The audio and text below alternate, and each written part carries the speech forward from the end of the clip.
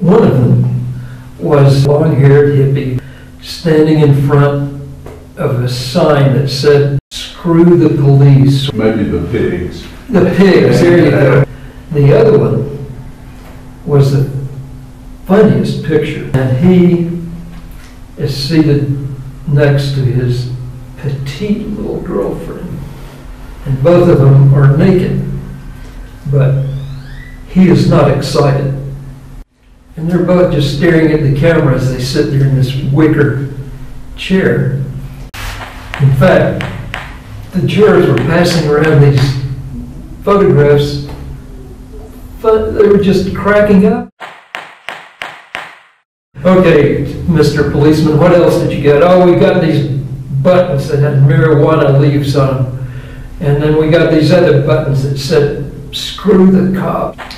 And down the aisle strolls the immaculately dressed Morris in his vest and tie and very establishment-looking guy, and he comes onto the stand, and my lawyer says, "Who are you?" And he gives his credentials, his job, his degrees. "You're a friend of Doyle's, yeah?" "Mm-hmm. Where were you on the day of the bust?" He said, "Well, I was in the back of the shop. I witnessed absolutely everything. And I'll tell you, I just heard the police story, and it's absolutely false. These cops are over here.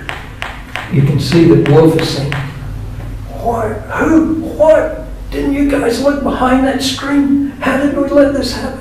It was great theater. And so the police were totally discredited. So by this time in the trial, how were you feeling? I mean, were you scared that they were going to put you in jail? Did you feel like it was going the right way? Or were you just a cocky kid and didn't feel like it? Was it just sort of all a big joke? Or every time I got confident and we scored a little, I kept remembering that I could go to jail.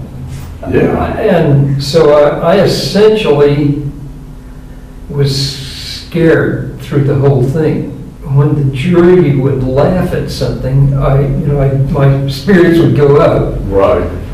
But I've never been in a courtroom where I felt like I had any control. God only knows what the outcome might turn out to be, and you have no control. It's a scary thing for me. It has been for me. Especially when you think it's fixed. Oh, or likely to be. Now we're about 2 days into the trial. One night, my dear girlfriend comes home, and she said, "I got to tell you something that it may just blow the whole trial." She realized that this guy thought the whole thing was ridiculous.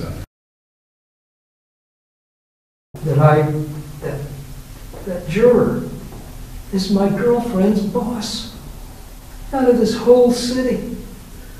And he said, "Don't say a word."